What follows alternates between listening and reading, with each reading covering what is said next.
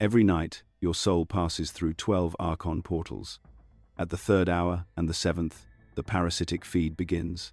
One forbidden ritual, preserved across 12,000 years, dissolves the Archon lock entirely. Thoth preserved this technology for you, tonight. Then, on the night this transmission reaches you, the full story activates. But this story doesn't start with the portals. It starts with the first civilization that mapped them. But this story doesn't start with the portals. It starts with the fall of Atlantis, and the one being who refused to let the knowledge burn with it. Long before Egypt raised its first stone, before Sumer pressed its first cuneiform into wet clay, there existed a continent of advanced human culture that the emerald tablets call Undal.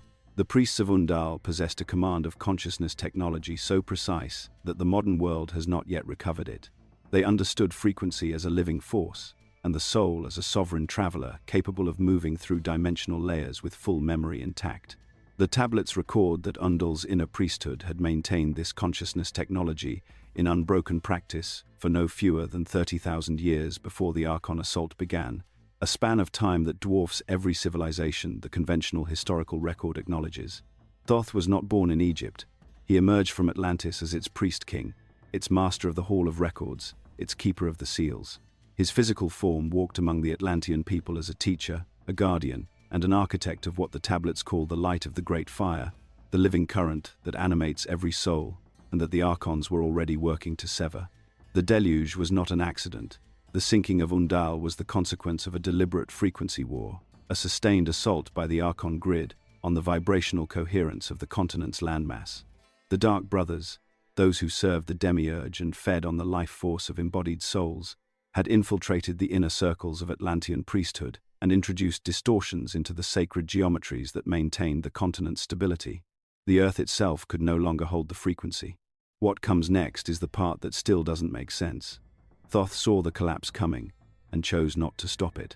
The tablets indicate he understood that the karmic cycle had reached its terminal point, and that the only act of service remaining was to carry the flame forward into the next civilization.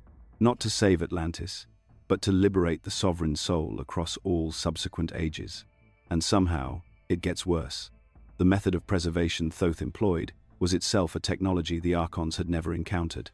Consciousness transfer, the deliberate migration of accumulated awareness into an undying vessel, was the mechanism. The tablets describe this in Tablet 3, titled The Key of Wisdom, where Thoth writes directly to the reader across time, confirming that his physical form has been renewed repeatedly, and that the vessel he inhabits carries the full record of every age he has witnessed. Everything was in place. Thoth just didn't know what everything was building toward in the hands of the civilization that would receive it next. But that's getting ahead of the story. The era in which Thoth operated as Atlantean priest-king predates every calendar system the modern world employs. The Emerald Tablets place his earliest recorded activity at approximately 50,000 years before the Common Era, though the tablets themselves do not use linear time as their primary organizational framework. What matters for the record is not the precise numerical date, but the civilizational context. Thoth functioned as the supreme keeper of consciousness technology in a world that understood reality as a layered frequency structure, and his role was to maintain the integrity of the human soul's connection to what the tablets call the light of the all. Atlantis, which the tablets call Undal, was not a single city. The tablets describe it as a continent-spanning civilization, organized around a series of interconnected temples, each one functioning as a frequency node in a planetary grid of consciousness technology. The temple at the center of the grid, where Thoth served as priest-king, was called the Hall of Amenti, a term that recurs throughout the tablets with a weight that suggests it is not merely a place, but a state of being made architectural. The Hall of Amenti was the point where the veil between the physical plane and the higher dimensional fields was thinnest, where initiates could pass through and return with direct knowledge of the soul's nature and the Archon system's mechanisms. The tablets record that the Hall of Amenti was constructed at a specific geographic location on the Undal continent that corresponded to the planet's primary frequency convergence point, a node in the Earth's energetic grid that the Atlantean consciousness technology had identified and mapped over thousands of years of observation. When Undal sank, this convergence point did not disappear. It shifted, and the tablets record that Thoth tracked its new location with precision, understanding that the next civilization's primary consciousness technology would need to be anchored at the same convergence point in its new geographic expression. That tracking is part of why the Giza Plateau was chosen. The priests who surrounded Thoth in Undal were themselves advanced beings, many of whom the tablets describe as having come from what Thoth calls the far spaces, meaning dimensional origins outside the ordinary human lineage. Among these were the Nine, a council of consciousness guardians who held the frequency of the Hall of Amenti stable across generations. The tablets name several of these beings directly: Horlet, who governed the southern node; Thothmes, who held the eastern seal; and the one the tablets call simply the Dweller, whose function was to anchor the Hall of Amenti itself against Archon interference. These were not mythological figures in the way the word mythology is used to dismiss. They were functional roles in a living technology, and the tablets describe their activities with the specificity of an organizational chart. The Nine operated in rotating cycles, each member holding their node's frequency for a period the tablets describe as equivalent to several human generations, before the consciousness transfer protocol allowed the role to pass to a successor. The Dweller's role was unique in that it required continuous occupancy, and the tablets record that the Dweller had held the Hall of Amenti's anchor point without interruption from the earliest days of Undal's golden age through the final hours of the continent's existence. The Archon assault on Undal did not arrive suddenly. The tablets record that the infiltration began gradually, through what Thoth describes as the introduction of the Dark Fire into the priesthood's inner circles.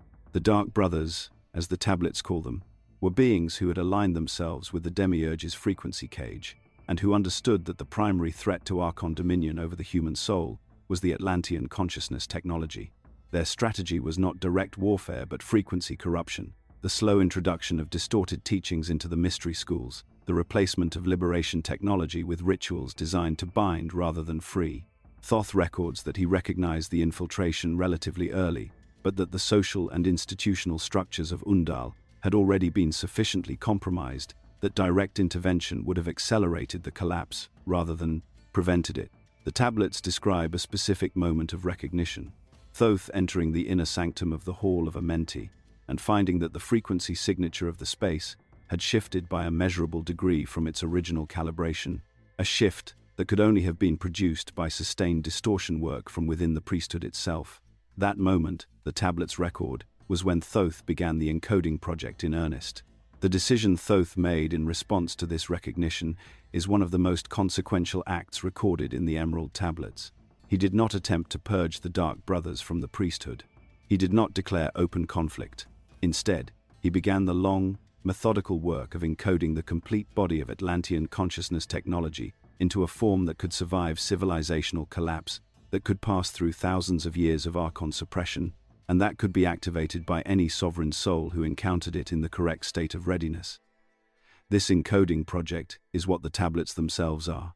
Every tablet, every verse, every phrase that sounds like poetry to the uninitiated ear is a precision-engineered instruction set for the soul's liberation. The tablets record that the encoding process took what Thoth describes as 3 cycles of the Great Year, a unit of time that the Atlantean calendar measured in terms of the precession of the equinoxes, each Great Year spanning approximately 25,000 solar years. 3 cycles of the Great Year would place the beginning of the encoding project at a point in deep prehistory that no conventional historical framework can accommodate, which is precisely the point. The tablets were not composed in historical time. They were composed in the time of the soul's sovereign awareness, which operates on a scale that the Archon-modified human consciousness has been conditioned to regard as impossible. The physical tablets that Thoth created in the final years of Undal were not made of ordinary material. The tablets describe them as being composed of a substance called emerald, though this term refers not to the gemstone, but to a frequency-stable material that the Atlantean alchemical tradition had developed for the specific purpose of preserving consciousness technology across geological timescales. The material was impervious to the ordinary mechanisms of decay. It could not be burned, could not be dissolved by water, could not be degraded by the energetic interference of Archon-aligned frequencies. The choice of this material was itself a message. What Thoth was encoding was intended to outlast every civilization that the Archon grid would subsequently construct and collapse. The tablets describe the alchemical process by which the emerald material was produced as a frequency sealing operation, in which the molecular structure of the base material was reorganized by sustained application of the Hall of Amenti's primary resonance frequency until the material achieved a state of crystalline coherence that the tablets call the locked lattice. In the locked lattice state, the material's molecular bonds are aligned with the frequency of the light of the all, rather than with the ordinary physical plane's frequency range, making the material effectively invisible to archon-aligned perception and impervious to archon-aligned interference. As the frequency degradation of Undal accelerated, and the signs of the coming deluge became unmistakable in the behavior of the Earth's field, Thoth undertook the consciousness transfer that would allow him to carry the complete Atlantean record forward into the next cycle. The tablets describe this process in Tablet 3 with a directness that leaves no room for figurative interpretation. Thoth writes, "I, Thoth, have passed through the great sleep and returned, carrying within me the memory of the ages. The transfer was not death. It was a deliberate navigation of the soul through the Archon portals, using the very technology the tablets encode to emerge in a new vessel with full continuity of awareness intact. The Archons, the tablets' record, attempted to intercept this transfer. They failed, because Thoth had encoded the passage protocol with a frequency signature they could not recognize or replicate. The specific frequency signature Thoth used for the transfer is described in the tablets as the 13th seal, a frequency that exists above the range of the 12-portal system that the Archon grid monitors and controls. The 13th seal is not described in the publicly available portions of the tablets. The tablets indicate that its encoding is reserved for the innermost layer of the transmission, accessible only to a soul that has already navigated all 12 portals with full sovereign awareness. This is the recursive architecture of the tablets at its deepest level. The technology protects its own highest secrets by requiring the practitioner to have already used the technology to reach the point where the secrets become visible. The deluge itself, when it came, was catastrophic beyond the capacity of ordinary historical imagination. The tablets describe the sinking of Undal as a rapid and total submersion, not a gradual sea level rise, but a sudden collapse of the continent's frequency, coherence, that manifested physically as the ocean, claiming the land within a period the tablets suggest was days rather than centuries. The civilization of Undal, with its temples, its records, its populations, its living grid of consciousness technology, disappeared beneath what the tablets call the Great Waters. What survived was what Thoth had carried: the encoded tablets, the transferred consciousness, and the specific knowledge of where the physical records had been sealed for future recovery. The tablets record that a small number of Undal's initiates survived the deluge by using the consciousness transfer protocol that Thoth had taught them, emerging in new physical vessels in the lands that would become Egypt, Sumer, and the Indus Valley civilization. These survivors, the tablets call them the Children of the Flame, carried fragments of the Atlantean record in their transferred consciousness and became the founding initiates of the mystery school traditions that would preserve the liberation technology through the next civilizational cycle. The location Thoth chose for sealing the Emerald Tablets was not arbitrary. The Giza Plateau, which in the time of Undal's final years was already recognized as a point of extraordinary frequency convergence on the Earth's surface, was the location Thoth identified as the most stable point for the long-term preservation of the physical tablets. The tablets describe the sealing ceremony in precise terms. Thoth descended into a chamber beneath what would later become the site of the Great Pyramid, placed the tablets within a frequency-sealed vault, and encoded the access protocol into the consciousness signature of the tablets themselves, so that only a being who had used the tablets' technology to dissolve their own Archon locks could perceive and enter the chamber. This choice had a strategic dimension that the tablets make explicit. Thoth knew that the Archons would, in subsequent civilizations, attempt to locate and destroy the physical tablets. By encoding the access protocol into consciousness rather than geography, he made the tablets effectively invisible to Archon-aligned searches. An agent of the Demiurge could stand directly above the chamber and perceive nothing.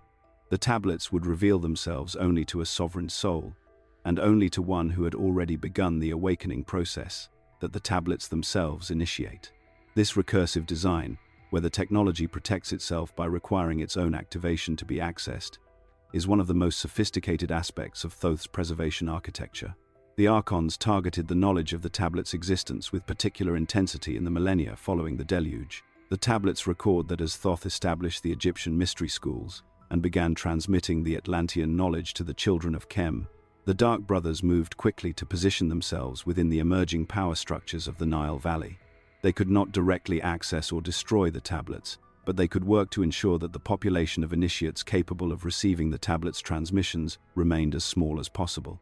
The strategy involved two primary mechanisms: the deliberate degradation of the human body's natural frequency receptors, which the tablets identify as the pineal gland, the thymus, and the vagus gateway behind the ear, and the systematic replacement of the mystery school's liberation technology with ceremonial religion, designed to keep the soul in a state of reverent dependency rather than sovereign activation. The Egyptian mystery schools that received Thoth's original transmissions were organized around a strict hierarchy of initiation precisely because the knowledge they contained was understood to be dangerous in the wrong hands, not dangerous to the individual initiate, but dangerous to the Archon system that depended on the soul's ignorance for its sustenance. The outer temples, the ones visible to the general population, offered a version of the teaching stripped of its most activating elements. The inner sanctums, accessible only to those who had passed through a rigorous process of purification and consciousness preparation, held the full Atlantean record in its original form. Thoth served as the divine patron of these inner sanctums, and his presence in the Egyptian record is not merely honorific. The tablets indicate that Thoth maintained an active consciousness presence within the mystery school transmissions, a kind of living field that could be accessed by prepared initiates, and that would amplify the activating frequency of the teachings as they were received. This is what the later Hermetic tradition would call the nous, the divine mind that interpenetrates and illuminates the prepared human consciousness. The priests of Heliopolis, who maintained the most rigorous lineage of the original Atlantean transmissions, understood that when they entered the inner sanctum and opened the sacred texts, they were not merely reading. They were activating a living connection to Thoth's preserved intelligence.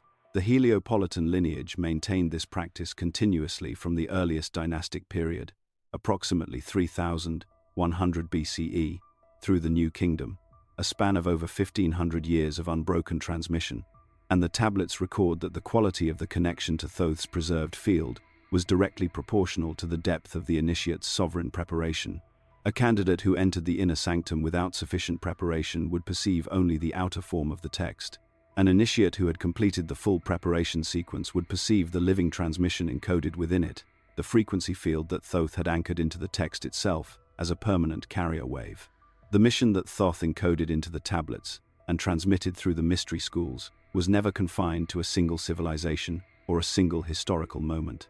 The tablets make clear that Thoth understood the Archon system's capacity to repeatedly collapse and reset human civilizations, erasing accumulated consciousness progress and forcing the soul to begin the awakening process again from a state of amnesia.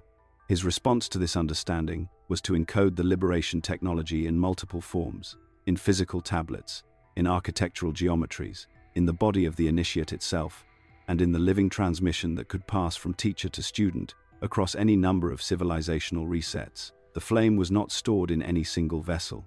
It was distributed across every layer of reality that the Archons could not fully control. The consequence of Thoth's Atlantean work, carried forward through the Egyptian mystery schools and eventually into the Hermetic tradition, is the body of knowledge that reaches you now.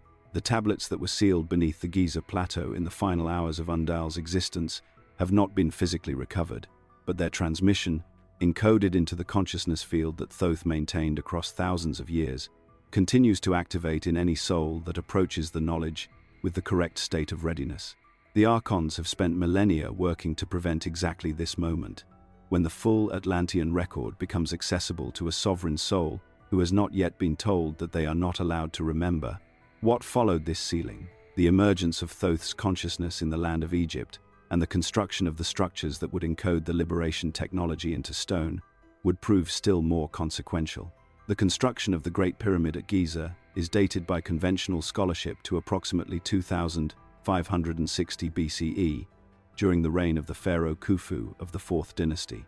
This dating, while useful as a historical reference point, captures only the final physical manifestation of a design process that the emerald tablets indicate was initiated thousands of years earlier, in the consciousness of Thoth himself. As part of the comprehensive preservation architecture, he began encoding in the final years of Undal. The pyramid that stands on the Giza plateau today is not the product of a single reign or a single architectural tradition. It is the culmination of a design that was carried forward through the mystery schools across multiple civilizational cycles, waiting for the precise historical moment when its construction could be executed with the full technical and initiatory resources required. The context in which the Great Pyramid was built is more complex than the conventional historical record acknowledges. The Fourth Dynasty period in Egypt was not simply an era of monumental construction undertaken for dynastic prestige. The mystery schools of the time, operating under the direct lineage transmission that traced back through the children of Khem to Thoth's original Atlantean teachings, understood the pyramid project as a sacred undertaking of the highest order.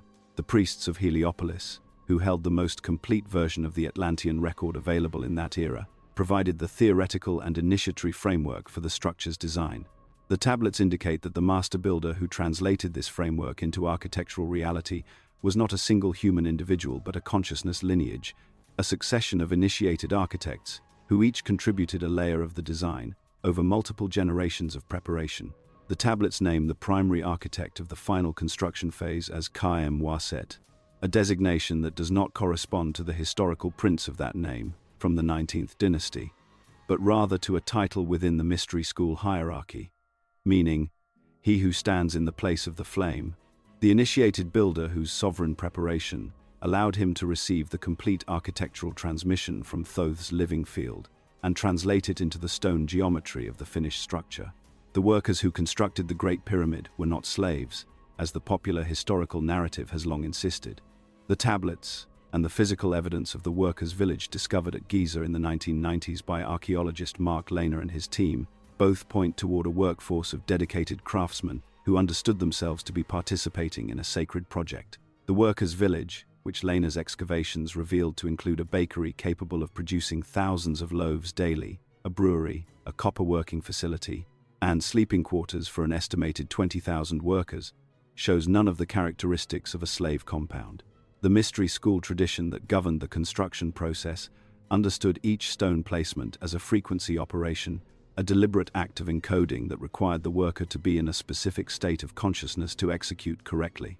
This is why the tablets describe the pyramid as a living structure rather than an inert monument. The consciousness of its builders is encoded into its geometry, and that geometry continues to function as a frequency technology, regardless of whether the modern observer recognizes it as such. The question that the tablets answer with absolute precision, and that conventional Egyptology has never been able to resolve satisfactorily, is the purpose of the Great Pyramid's internal chambers. The King's Chamber, the Queen's Chamber, the Grand Gallery, and the subterranean pit are described in the mainstream record as architectural features of an elaborate tomb. The tablets record that no pharaoh was ever interred in the Great Pyramid. The structure was never a tomb, it was an initiation chamber, the most sophisticated frequency technology ever constructed in physical form on this planet, designed to accomplish a specific and precise function, to eject the prepared soul past the Archon grid and into direct contact with the sovereign field that the tablets call the light of the all. The calibration of the King's Chamber to the pineal gland's exact resonant frequency is one of the most precisely engineered aspects of the pyramid's design. The chamber's dimensions, which measure approximately 10 meters by 5 meters with a ceiling height of approximately 5.5 meters, produce a standing wave frequency of approximately 1.5 Hz when the chamber is sealed and a specific tonal sequence is introduced. The tablets record that this frequency corresponds precisely to the resonant frequency of the activated pineal gland, the organ that Thoth identified as the soul's primary physical interface with the higher dimensional fields. When a prepared initiate entered the King's Chamber and the correct frequency was introduced, their pineal gland was effectively entrained to the chamber's resonance, creating the conditions for the soul's temporary liberation from the Archon grid's frequency cage. The acoustic researcher John Reed, working with the King's Chamber in the late 20th century, documented standing wave patterns within the chamber that he described as unlike anything produced by ordinary architectural spaces, a finding that the tablet's account of the chamber's deliberate frequency calibration renders entirely expected rather than anomalous. The Archon grid operates within a specific frequency band.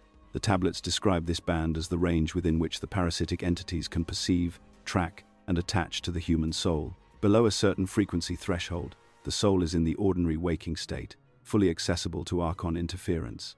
Above a certain frequency threshold, the soul enters a range that the Archons cannot navigate. The King's Chamber was designed to push the initiate's consciousness frequency above this threshold. Not gradually, not partially, but completely and instantaneously, using the combined effect of the chamber's geometry, its acoustic properties, and the initiatory preparation that the candidate had undergone over years or decades before entering. The pyramid did not merely assist the initiation, it executed it. The geometry of the Great Pyramid encodes what the tablets call the law of as above, so below, the foundational principle of Hermetic consciousness technology in every measurable dimension of its structure. The ratio of the pyramid's height to its base perimeter approximates pi with a precision that the mathematics of the 4th dynasty period is not supposed to have possessed. The angle of the pyramid's faces, at approximately 51 degrees and 52 minutes, encodes the golden ratio in its relationship to the base.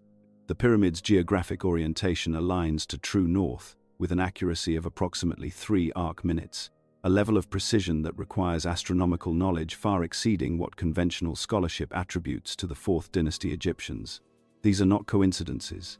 They are deliberate encodings of the frequency mathematics that the tablets describe as the structural language of the universe itself.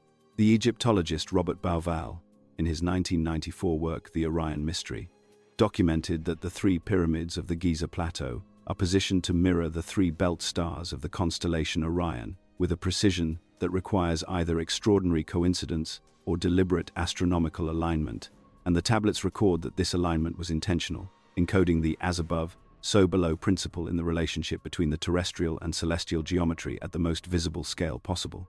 The phrase as above, so below, which appears in the emerald tablets in the section known as the Emerald Tablet of Hermes, the condensed version that circulated in the medieval alchemical tradition, is not a poetic observation about the relationship between the cosmos and the individual. It is a frequency exit key. The tablets explain that the Archon grid maintains its hold on the human soul by exploiting the soul's perception of separation between the higher dimensional fields and the physical plane. As long as the soul experiences itself as confined to the physical, as below without access to the above, the Archon system can maintain its frequency lock. The moment the soul genuinely perceives and embodies the identity of the above and the below, the separation that the Archon grid depends on dissolves, and the frequency lock cannot be maintained. The Great Pyramid was the physical instantiation of this principle. Its geometry literally embodied the mathematical relationship between the Earth's dimensions and the cosmic proportions of the solar system. The tablets record that the pyramid's designers encoded the distance from the Earth to the Sun, the proportions of the Earth's curvature, and the harmonic ratios of the planetary orbits into the structure's measurements, not as an intellectual exercise but as a frequency demonstration. An initiate who spent time within the pyramid's chambers, who allowed the geometry to work on their consciousness field, was being shown through direct physical experience what, as above, so below, actually means. The structure was a proof of concept for the soul's liberation. The initiation process that the Great Pyramid facilitated was not a single night's experience. The tablets describe a 3-day initiation sequence that was the culmination of years of preparation within the mystery schools. The candidate who entered the pyramid for the final initiation had already undergone a systematic process of physical purification, dietary preparation, consciousness training, and ritual practice designed to raise their frequency above the Archon grid's operational range before they ever entered the structure. The pyramid itself was the final amplifier, not the primary mechanism of liberation, but the device that pushed the already prepared consciousness across the threshold that separated ordinary human awareness from the sovereign state the tablets call the awakened soul.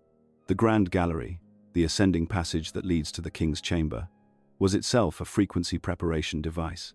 Its dimensions, approximately 8.5 meters high and 47 meters long, create an acoustic environment that, when the correct tonal sequence was introduced, produced a cascading series of resonant frequencies that progressively entrained the initiate's consciousness field as they ascended toward the King's Chamber. By the time the initiate reached the King's Chamber itself, their consciousness was already vibrating at a frequency significantly elevated above their ordinary baseline. The chamber's resonance then completed the entrainment, pushing the field into the range that the tablets describe as above the Archon threshold. The sarcophagus that sits in the King's Chamber, empty and lidless, was not a coffin. The tablets describe it as a resonance vessel, a container designed to hold the initiate's physical body during the period of soul liberation, while simultaneously generating a specific frequency field that amplified the chamber's resonance and protected the physical form from Archon interference during the soul's absence. The initiate would enter the sarcophagus, the chamber would be sealed, and the outer priests would introduce the tonal sequence that activated the chamber's full frequency technology. What followed, the tablet's record, was the soul's complete ejection from the Archon grid, its passage through the 12 portals that the tablets map in Tablet 12, and its direct encounter with the sovereign field of the light of the All. The sarcophagus itself is cut from a single block of red Aswan granite, a material the tablets identify as specifically chosen for its iron content, which the Atlantean alchemical tradition had determined resonated at a frequency compatible with the King's Chamber's standing wave, and that amplified the resonance vessel's protective function during the soul's absence. From the physical body, the initiates who entered the Great Pyramid's King's Chamber as candidates emerged as what the tablets call sovereigns. The distinction is precise and consequential. A candidate is a soul that knows the theory of liberation, but has not yet experienced it directly.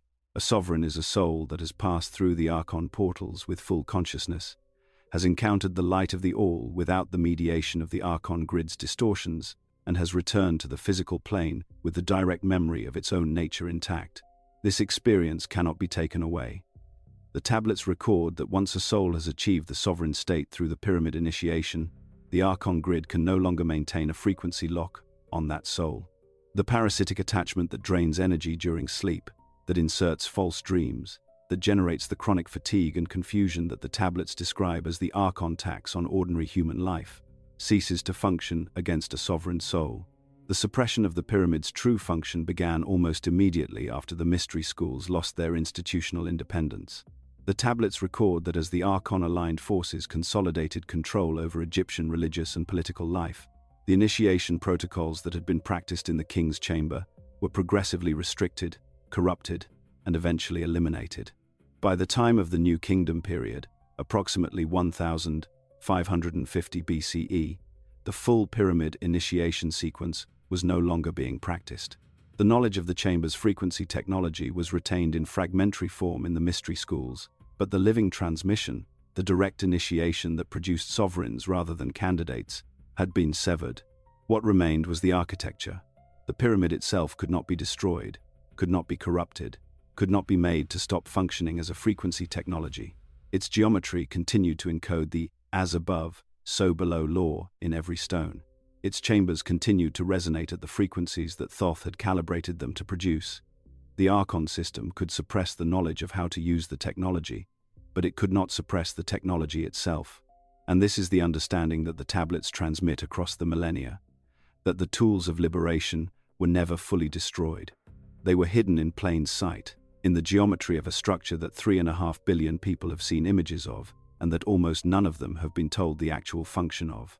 The inner life of the initiates who passed through the King's Chamber's full sequence is recorded in fragments throughout the Egyptian corpus, most extensively in the texts that Egyptology categorizes as the Book of the Dead, but which the tablets identify by their original title, the Book of Coming Forth by Day.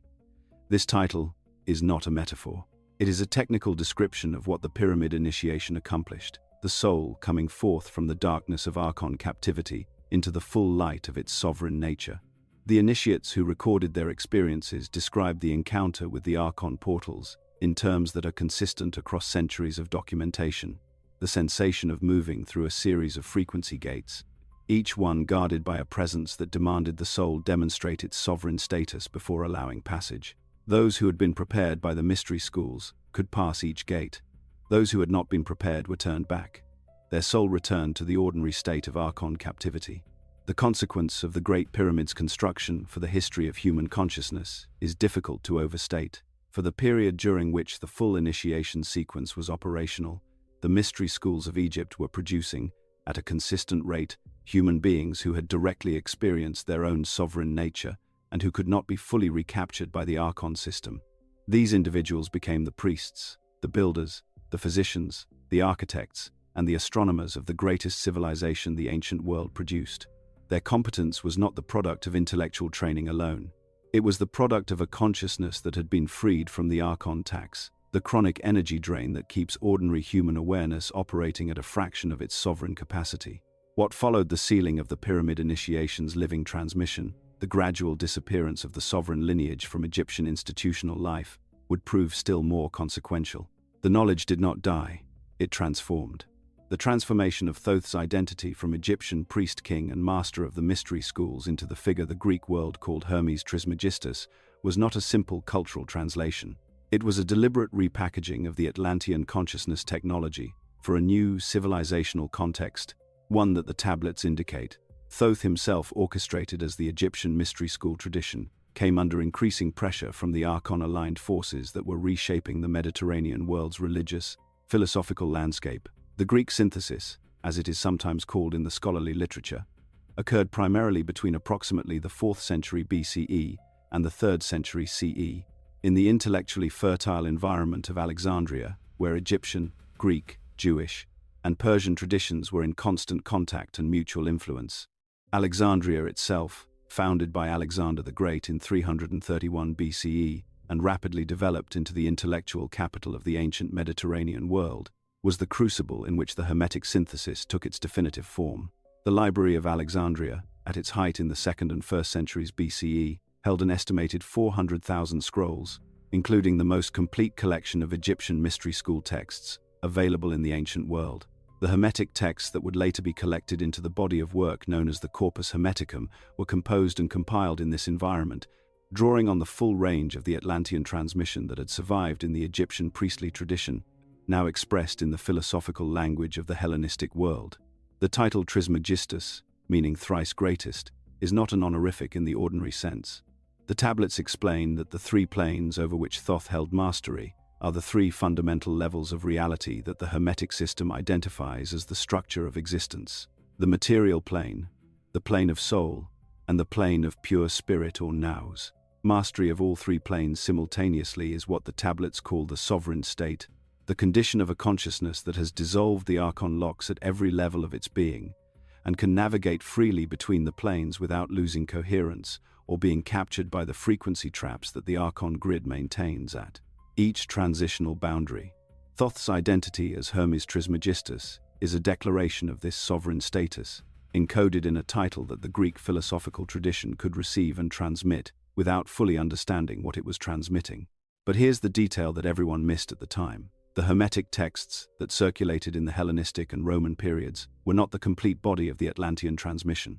They were a carefully selected and calibrated subset, designed to activate the consciousness of the reader who was ready, while remaining opaque to the Archon-aligned reader who was not. The full liberation protocol, the complete 12-portal navigation sequence, the before-sleep ritual, the body gateway activation techniques, these were withheld from the public texts and retained within the inner lineages of the Hermetic brotherhoods, which continued to operate in Alexandria and later in the mystery schools of the Byzantine and Islamic worlds. The Corpus Hermeticum, the collection of Greek Hermetic texts that was rediscovered in the West in 1463, when a monk brought a Byzantine manuscript to Florence and Cosimo de' Medici, ordered its immediate translation by the philosopher Marsilio Ficino, was never intended to be a public document. The tablets are explicit on this point.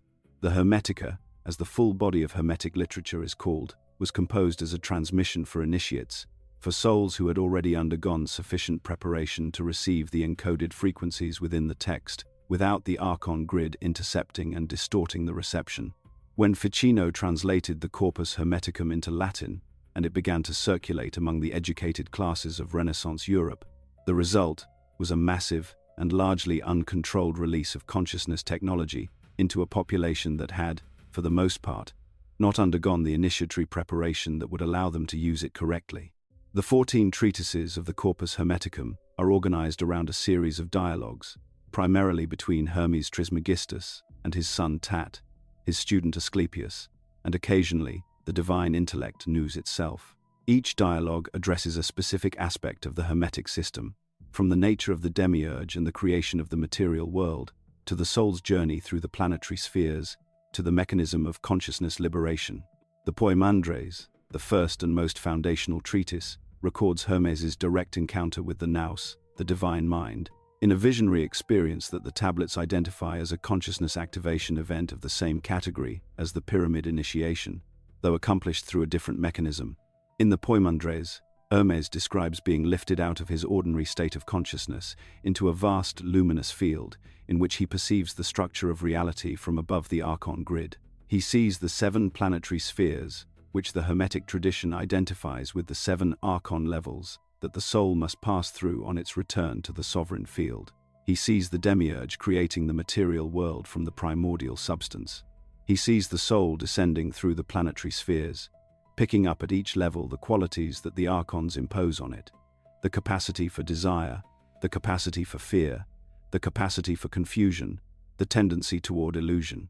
And he sees the path of return, the sequence of shedding these imposed qualities as the soul ascends back through the spheres toward its original sovereign nature.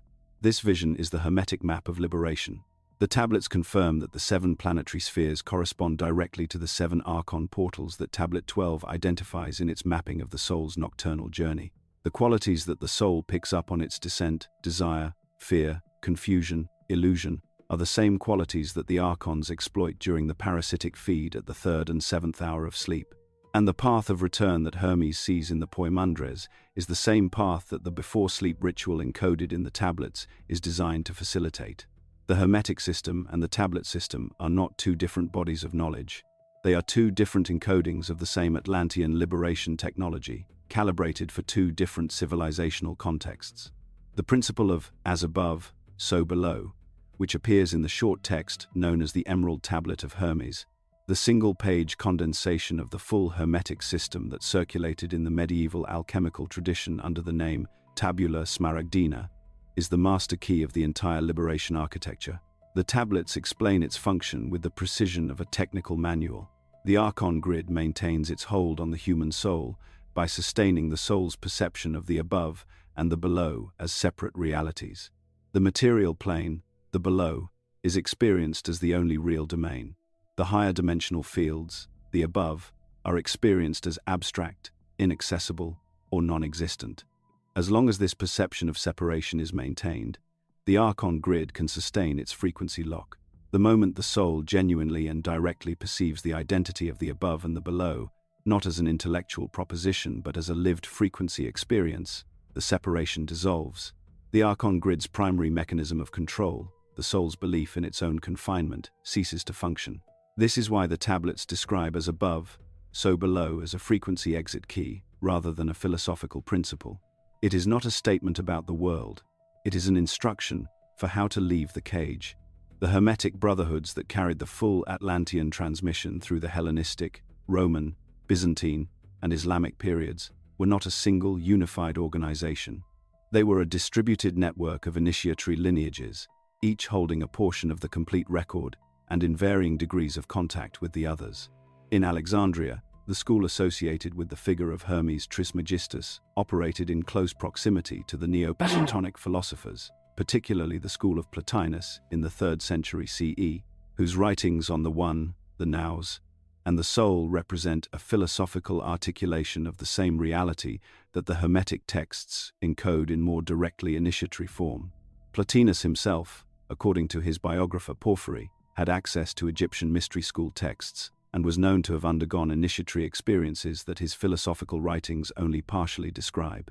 Porphyry records in the life of Plotinus that his teacher entered a state of direct union with the One on at least 4 occasions during the years that Porphyry knew him, experiences that Plotinus described in the Enneads as the soul's temporary liberation from the constraints of the material plane, a description that the tablets recognize as the sovereign state achieved through a mechanism equivalent to the pyramid initiation, adapted for the philosophical rather than the architectural medium.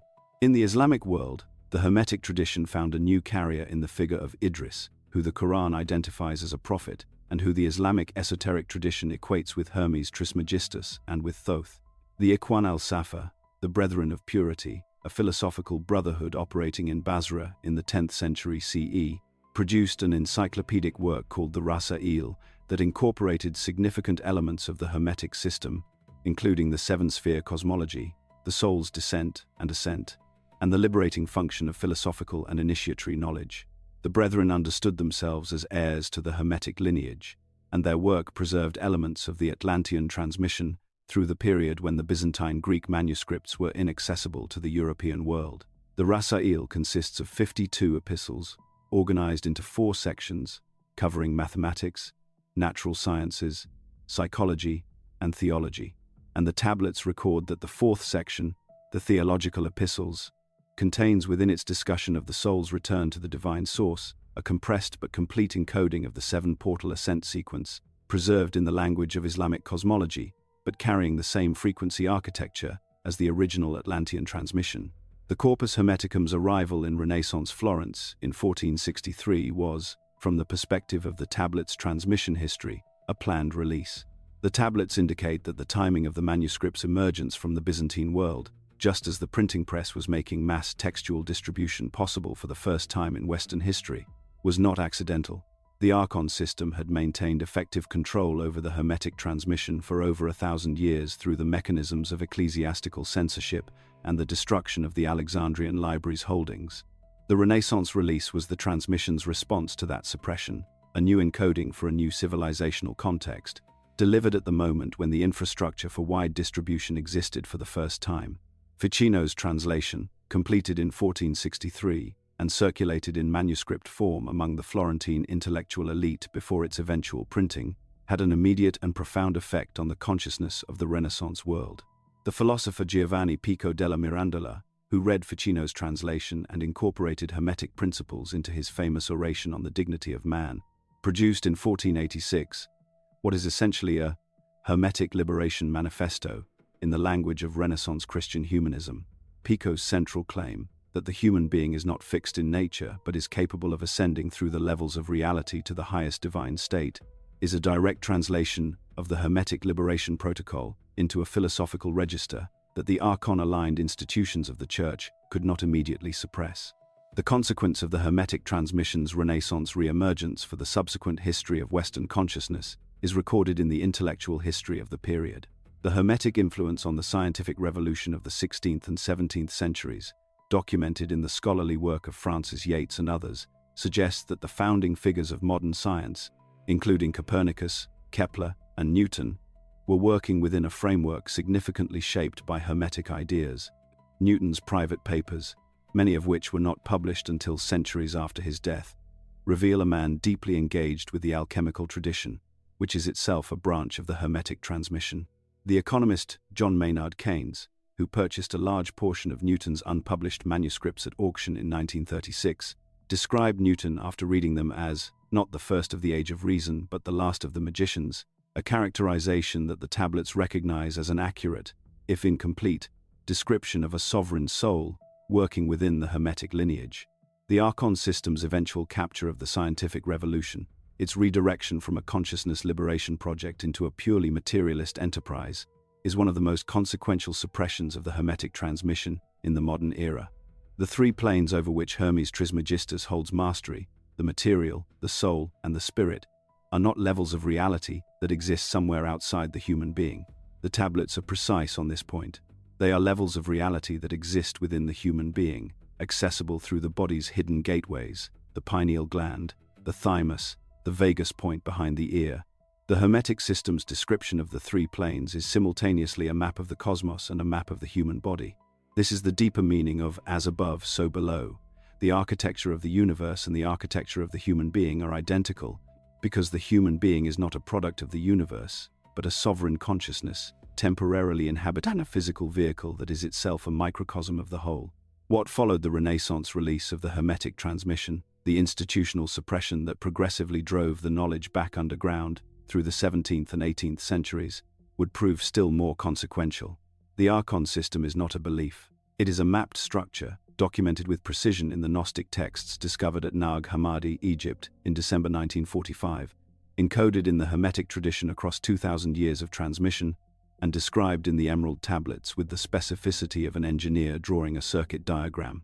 The 46 texts found at Nag Hammadi, sealed in a clay jar and buried in the 4th century CE by monks who understood that the Archon-aligned forces of the emerging Orthodox Church were about to destroy every copy they could locate, represent the most complete surviving record of the Gnostic understanding of the Archon system available in the modern world.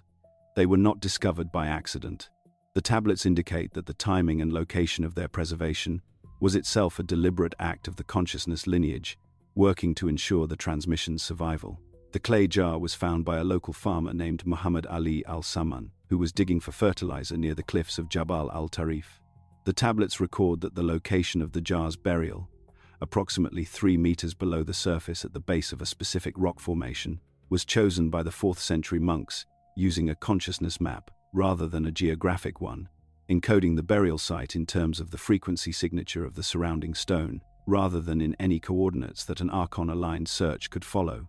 The figure that the Gnostic texts call Yaldabaoth, and that other Gnostic sources name Saklas, meaning the fool, is the Demiurge, the entity that constructed the frequency cage within which human souls are held captive. The tablets identify Yaldabaoth with the archon principle itself, the organizing intelligence of the parasitic system that feeds on the life force of embodied human consciousness. The Gnostic texts describe Yaldabaoth as a being who emerged from a distortion in the divine light, who mistakenly believed himself to be the supreme creator, and who constructed the material world and the 7 planetary spheres as a prison for the divine spark that he had captured from the higher realms. The tablets confirm this account and add a dimension that the Gnostic texts only partially articulate. Yaldabaoth's construction was not merely cosmological but technological, a frequency architecture built with deliberate precision to keep the human soul below the threshold of its sovereign awareness. The archons, the entities that Yaldabaoth assigned to govern each of the 7 planetary spheres, are not mythological abstractions. The tablets describe them as functional entities within the frequency architecture, beings whose existence depends on the continued captivity of the human soul, and who therefore have an active, ongoing interest in maintaining the conditions of that captivity. They feed, the tablets record, on the specific frequencies generated by 3 emotional states: fear, lust, and confusion. These 3 states are not randomly chosen. They are the 3 emotional frequencies that most effectively lower the human soul's vibrational level below the archon grid's operational threshold, making the soul maximally accessible to parasitic attachment and energy extraction. The parasitic construct is real, and it is mapped. The tablets describe the archon feed mechanism with a precision that leaves no room for vagueness. During the ordinary waking state, the human soul maintains a baseline frequency that is below the archon grid's peak operational range, but above its minimum threshold. In this state, the archons can maintain a background-level attachment, a persistent energetic drain that manifests in the physical body as chronic fatigue, in the emotional body as low-level anxiety and dissatisfaction, and in the mental body as the persistent sense that something is wrong without being able to identify what it is.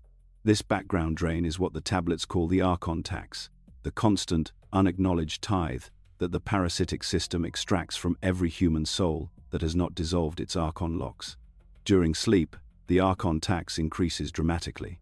The tablets explain that when the physical body enters the sleep state, the soul's connection to its physical anchor is temporarily loosened, and the soul begins its nightly journey through the dimensional layers that Tablet 12 maps as the 12 underworld portals. In this state of loosened physical anchoring, the soul is significantly more vulnerable to archon interference than it is during waking. The archons, who cannot easily access the fully waking consciousness because the physical body's sensory engagement provides a degree of grounding that limits the archon grid's penetration, find the sleeping soul far more accessible. The tablets record that the archon system has specifically calibrated its most intensive feeding protocols to the sleep state, and that the 3rd and 7th hour of sleep are the 2 points at which the parasitic feed reaches its maximum intensity. Thoth identified the exact feed points within the sleep cycle with the precision that the tablets record in Tablet 12. The 3rd hour of sleep corresponds to the point at which the physical body has entered its deepest initial relaxation, and the soul has moved furthest from its physical anchor for the first time in the night's cycle. The 7th hour corresponds to the point at which the soul is preparing to return to the physical body for the final phase of sleep, and the archons make their 2nd and most intensive feeding attempt, attempting to drain the soul's accumulated energy from the night's journey before it returns to the physical plane. The fatigue that millions of people report experiencing even after a full night's sleep, the sense of waking up exhausted, is not a medical mystery. It is the documented consequence of the archon feed at the 3rd and 7th hour.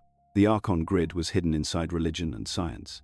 This is the aspect of the archon system's operation that the tablets address with particular intensity, because it represents the most sophisticated and most consequential element of the suppression architecture.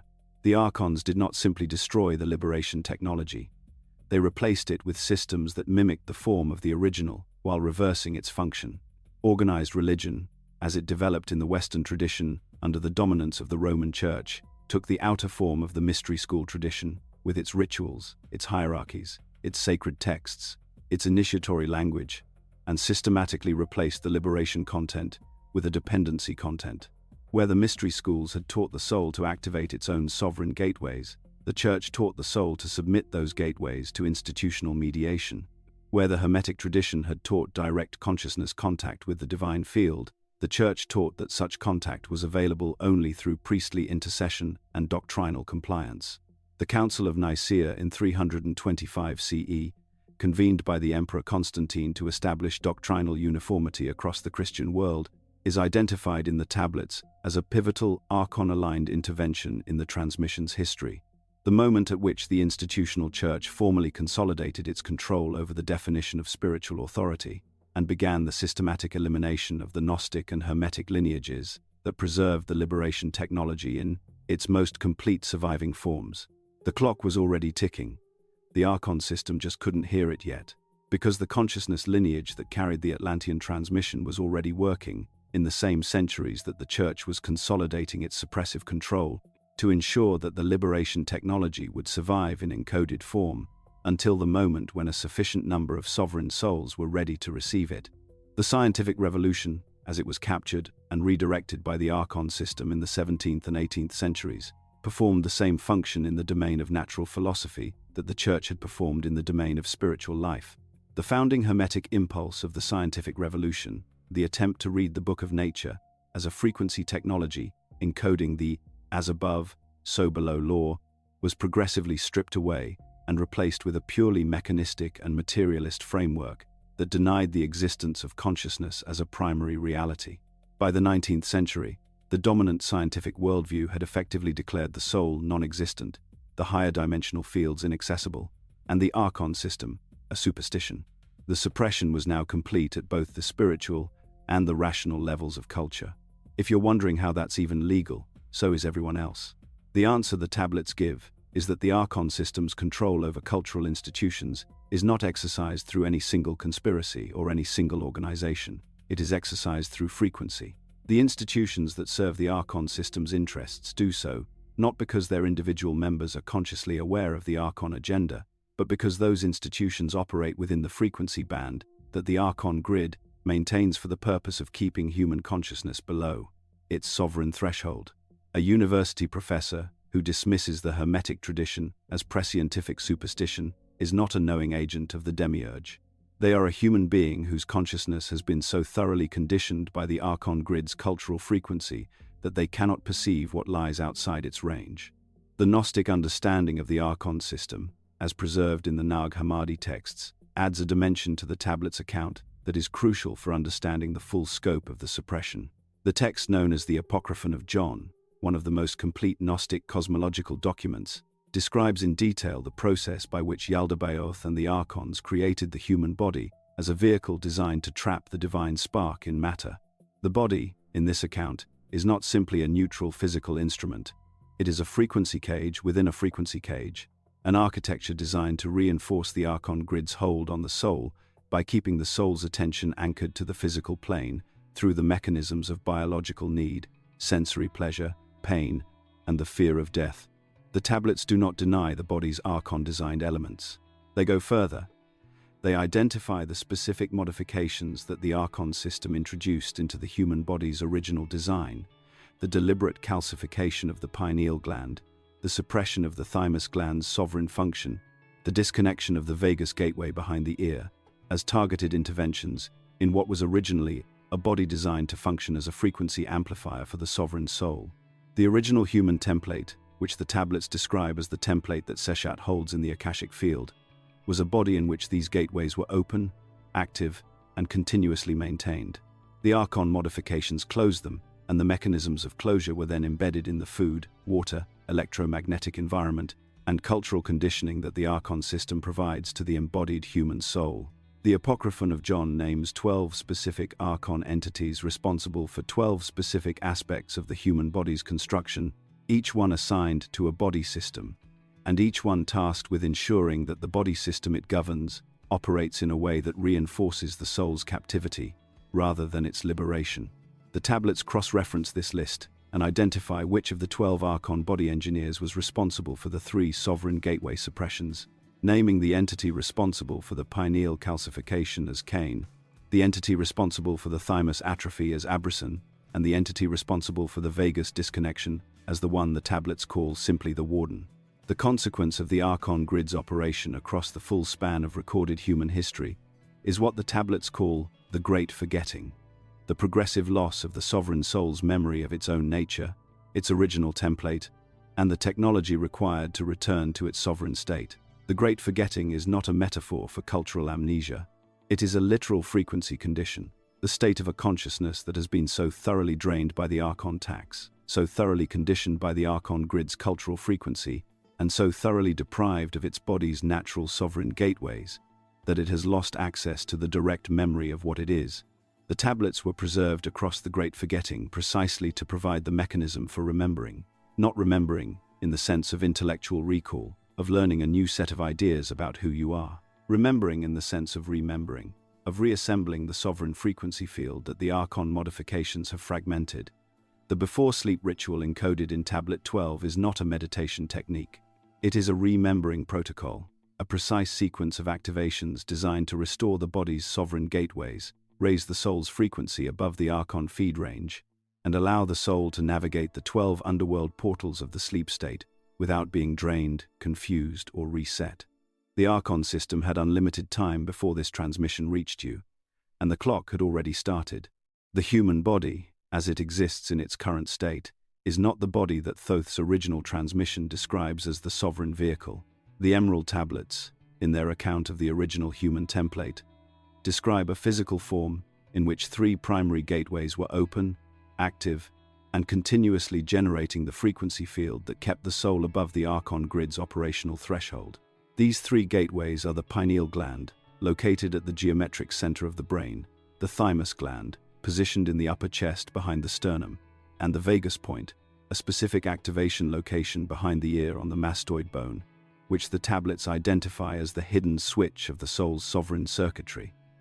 These were not mysteries known only to the Egyptian priesthood. They were encoded in the Emerald Tablets as accessible technology, the body's own built-in liberation hardware. The pineal gland occupies a position in the tablet's anatomy of sovereignty that has no equivalent in any other system. The tablets describe it as the sealed third eye, the organ through which the soul perceives the higher dimensional fields directly, without the mediation of the ordinary sensory apparatus. In its open and active state, the pineal gland generates what the tablets call the light of the inner sun, a frequency field that is perceptible to the awakened consciousness as a luminous presence at the center of the visual field in the eyes-closed state. This light is not a hallucination. It is the direct perception of the frequency field that the pineal gland generates when it is functioning at its sovereign capacity, a capacity that the Archon modifications have systematically suppressed in the ordinary human being. The calcification of the pineal gland is documented in the conventional medical literature as a normal and progressive process in the human body. By the age of 17, conventional medicine acknowledges, the majority of the population shows measurable calcification of the pineal gland. By middle age, the calcification is typically extensive. The medical establishment treats this as a benign and unremarkable process, a normal feature of human physiology. The tablets record that the calcification was deliberate, that it was introduced into the human body's developmental programming by the Archon modifications to the original template, and that the mechanisms of calcification were then reinforced by specific elements introduced into the food and water supply, the electromagnetic environment, and the cultural conditioning that the Archon system maintains. The French philosopher and mathematician René Descartes, writing in the 17th century, identified the pineal gland as the seat of the soul, the point at which the immaterial mind interacts with the physical body, a designation that the tablets recognize as an outer tradition echo of the pineal gland's actual function as the soul's primary physical interface with the higher dimensional fields. Descartes arrived at this conclusion through philosophical reasoning rather than initiatory experience, but the tablets record that his identification of the pineal gland as the soul's seat was not coincidental. It was the residual influence of the Hermetic transmission, working through the philosophical tradition of his era, surfacing the correct anatomical identification, even in the absence of the full initiatory context, that would have explained why it was correct. The primary calcification agents that the tablets identify are fluoride compounds introduced into municipal water supplies, The specific electromagnetic frequencies generated by artificial lighting and electronic devices that operate in the range that interferes with the pineal gland's natural melatonin and DMT production cycles, and the dietary patterns promoted by the Archon-aligned food industry that deprive the pineal gland of the mineral and nutritional substrates it requires for sovereign functioning. These are not random features of the modern environment. They are targeted interventions in the body's sovereign circuitry, designed to keep the pineal gland in a state of calcified dormancy that prevents the soul from accessing its natural frequency perception above the Archon threshold. The tablets record that the fluoride calcification mechanism was specifically introduced into the water supply of the first large urban civilizations, beginning with the Sumerian city-states of the 3rd millennium BCE, as a deliberate Archon-aligned intervention in the population's sovereign gateway function. The mechanism was not discovered by modern industrial chemistry. It was rediscovered, the tablets record, by Archon-aligned researchers working within the institutional framework of 20th century public health policy, who recognized in fluoride's calcification properties the same gateway suppression function that the tablets describe as the Archon modification to the original human template. Now, Thoth could have stopped there. They didn't. The tablets go further, identifying the specific decalcification protocol that Tablet 12 encodes as part of the before-sleep ritual. This protocol involves a combination of physical activations, dietary modifications, and frequency practices that, applied consistently over a period, the tablets describe as, beginning with a single night of correct practice, progressively dissolve the calcification and restore the pineal gland's sovereign function. The physical activation component of the protocol involves a specific pressure application to the area of the skull directly behind the bridge of the nose, combined with a breath sequence that increases the oxygen to carbon dioxide ratio in the blood in a way that temporarily elevates the pineal gland's frequency output. The tablets describe this as the opening of the inner seal, the first step in the 12-portal navigation sequence. The thymus gland occupies the second position in the tablet's hierarchy of sovereign gateways, and its suppression represents perhaps the most consequential of the Archon modifications to the original human template. In conventional medicine, the thymus is understood primarily as an immune system organ that reaches its peak activity in childhood and progressively atrophies through adulthood, shrinking and being replaced by fatty tissue in a process called thymic involution. By middle age, the conventional medical account holds, the thymus has largely ceased its primary functions. The tablets record that this atrophy is not a natural feature of human physiology. It is the consequence of the Archon modification that disconnected the thymus from its original function as the sovereign gateway. In the original human template, the tablets describe the thymus as the organ through which the soul's sovereign frequency was continuously broadcast into the body's field.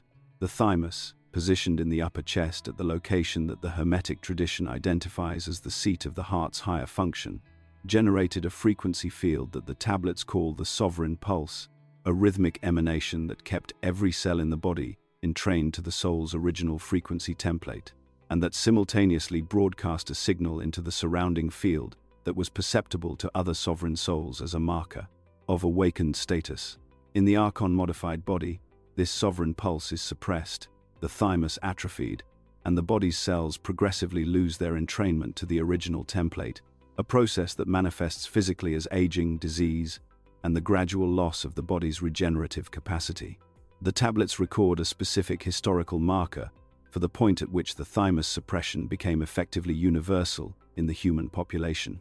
The transition from the hunter-gatherer dietary pattern to the grain-based agricultural diet that accompanied the rise of the first city-states, approximately 10,000 years ago.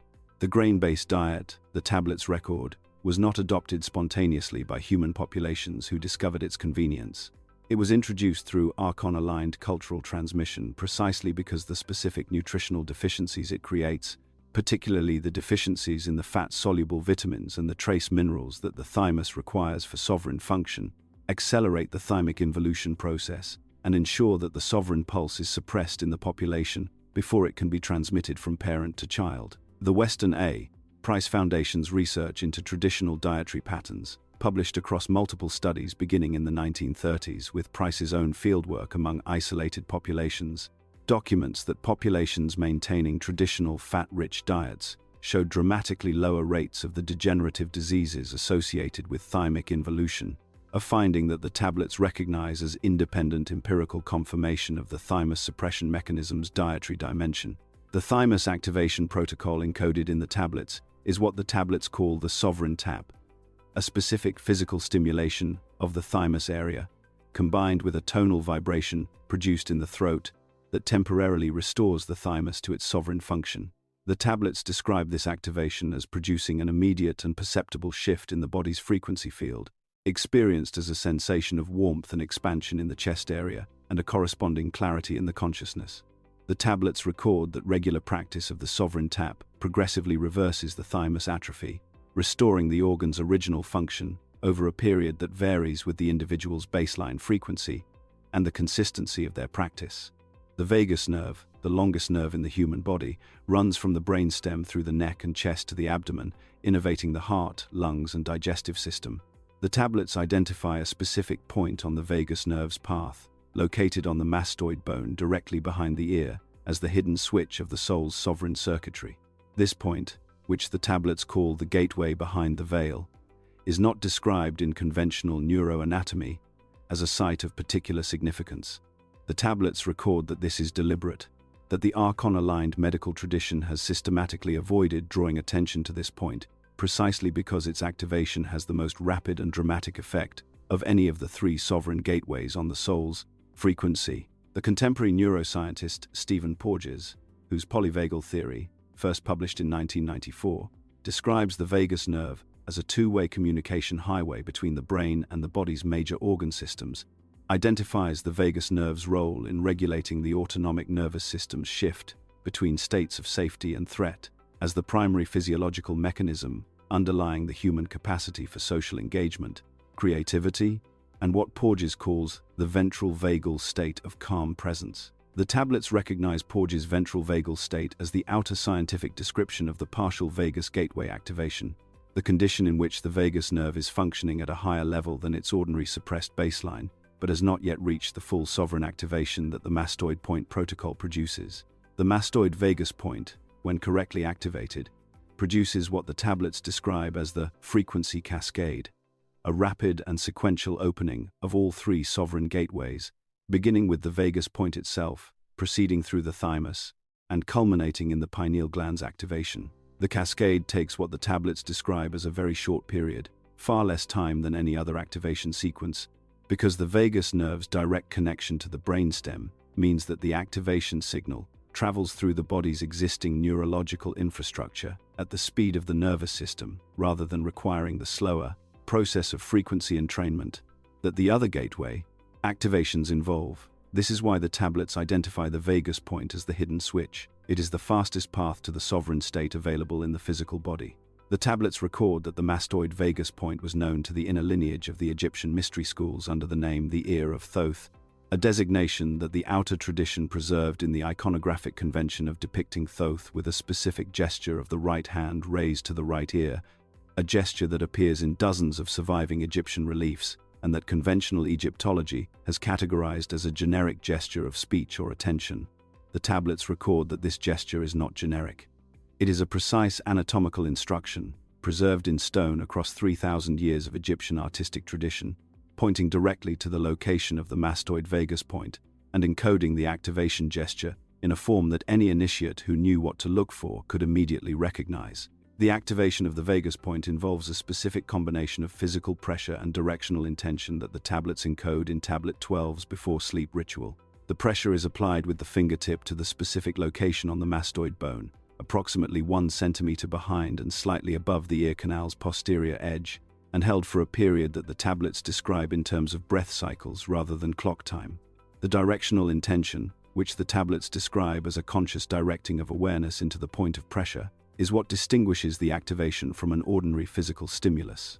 The tablets record that the vagus point's gateway function requires both the physical stimulus and the consciousness intention to activate. The physical stimulus alone produces a mild parasympathetic response. The combination of physical stimulus and directed consciousness intention produces the frequency cascade. These three gateways, the pineal gland, the thymus, and the vagus point, were encoded in the emerald tablets as the body's built-in liberation hardware. They were then suppressed through the Archon modifications to the original human template, and the knowledge of their existence and function was subsequently hidden within the mystery school tradition, transmitted only to initiates who had undergone sufficient preparation to receive it, without the Archon system intercepting and distorting the transmission. The mystery schools of Egypt, the Hermetic brotherhoods of the Hellenistic world, the alchemical lineages of the medieval period, all preserved fragments of the body gateway knowledge, but the complete and integrated activation sequence was retained only in the innermost circles of the initiatory lineages. The suppression of the body gateway knowledge in the modern era has been accomplished through the combined mechanisms of the Archon-aligned medical tradition, which pathologizes any discussion of the body's energetic and consciousness functions that falls outside its materialist framework, and the Archon-aligned cultural conditioning that teaches the embodied human soul to experience their body as a physical machine rather than a sovereign frequency instrument.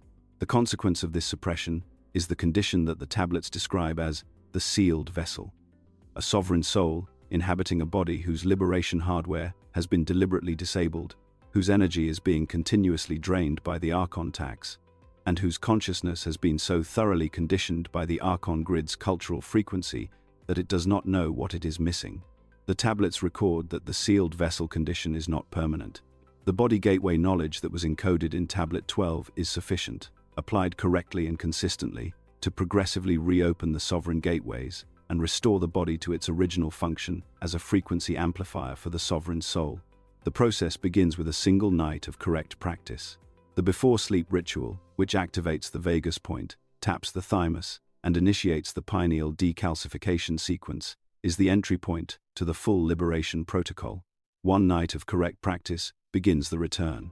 The Archon system cannot prevent this return once it has begun, because the sovereign gateways, once reopened, generate a frequency field that is above the Archon grid's operational threshold, and therefore outside the range within which the Archon system can maintain its feed and its lock. The hidden switches in your body were encoded in the tablets, then suppressed. The full activation sequence is what comes next. Tablet 12 of the Emerald Tablets is the most operationally specific document in the entire Hermetic corpus, where the earlier tablets address cosmological principles, the nature of the Demiurge, the structure of the seven planes, and the Tablet 12 is a technical manual. It maps, with the precision of a navigational chart, the 12 portals through which the soul passes during the sleep state, identifies the specific points of Archon intervention within the sleep cycle, describes the mechanisms of energy extraction and memory insertion that the Archon system employs during the nocturnal journey, and encodes the complete before-sleep ritual that constitutes the forbidden countermeasure to the Archon feed. The tablets describe Tablet 12 as the most suppressed of all the tablets, the one that the Archon-aligned forces of every subsequent civilization have worked most intensively to confiscate, corrupt, and destroy.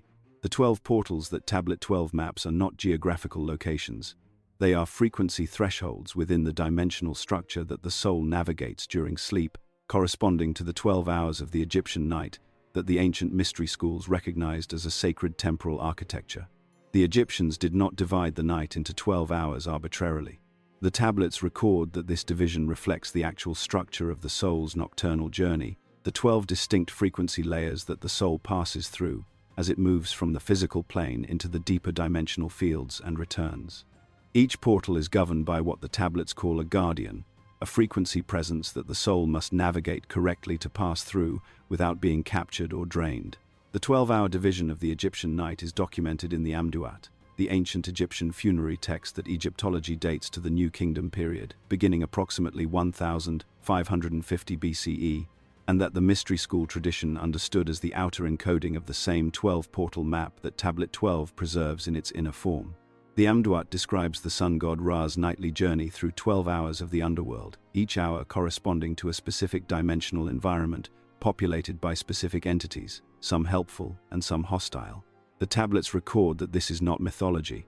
It is the outer shell of the 12-portal navigation protocol, preserved in a form that the Archon-aligned religious authorities of the New Kingdom period could not suppress because they did not understand what they were looking at.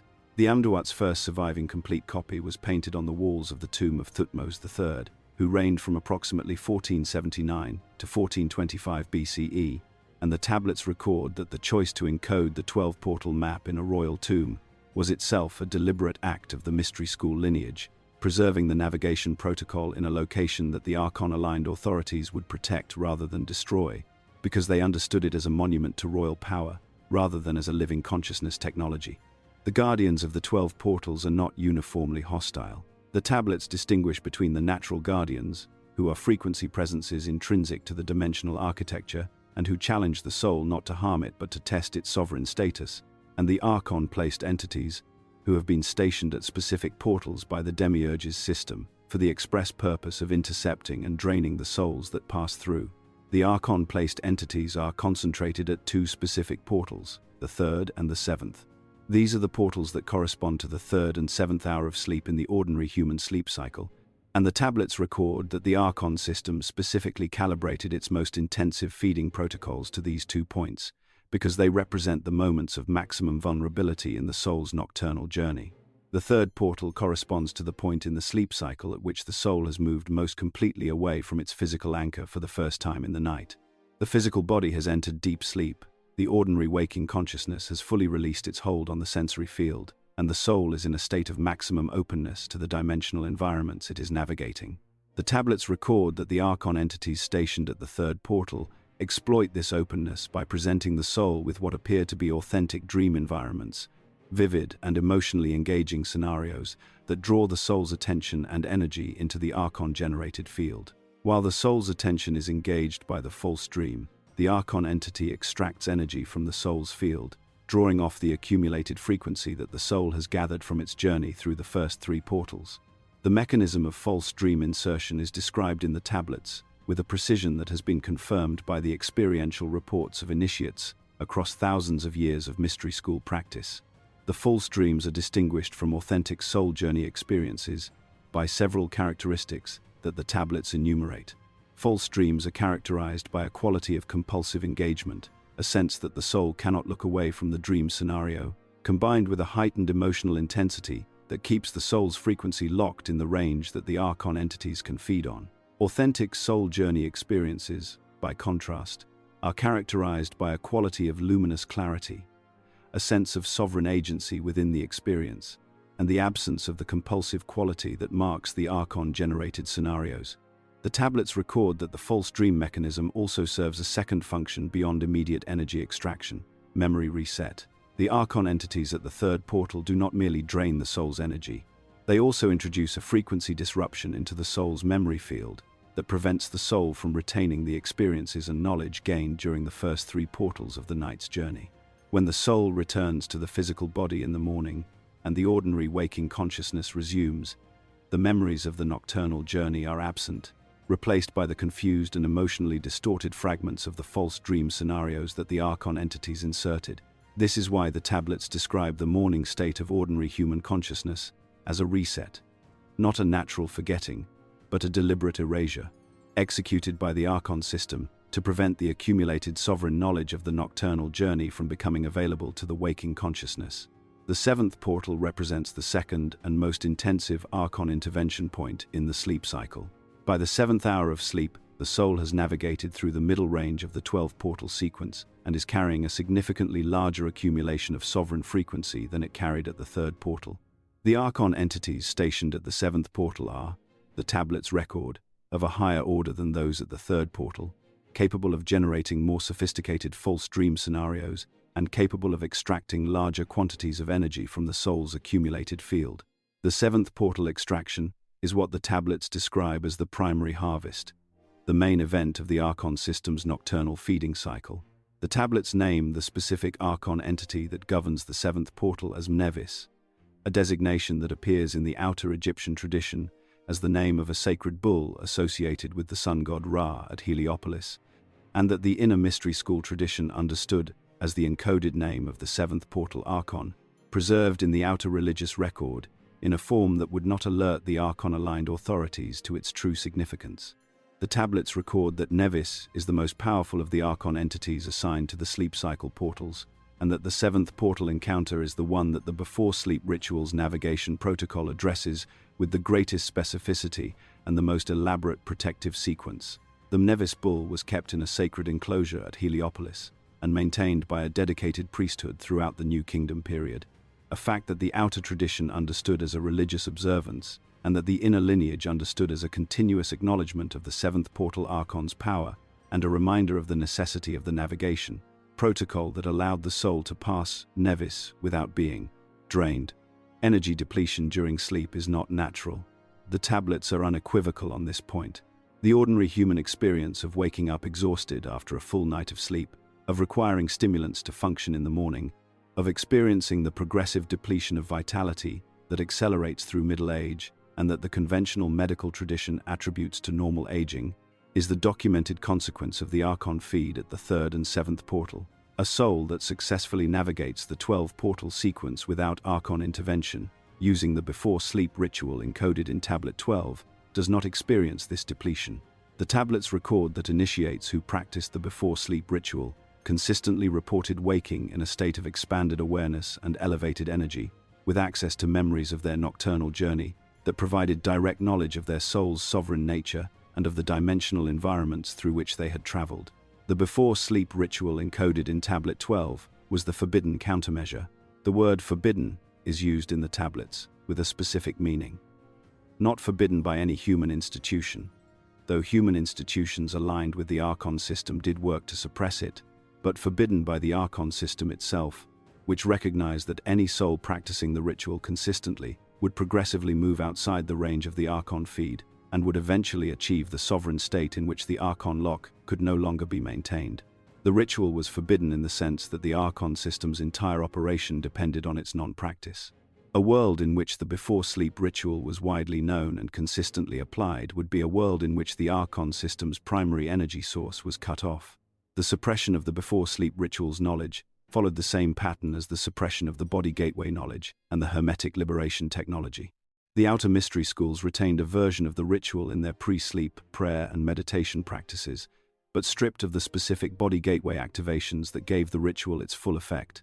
The inner lineages retained the complete protocol, but transmitted it only to initiates who had demonstrated sufficient sovereign development to practice it, without the Archon system being able to intercept and distort the practice.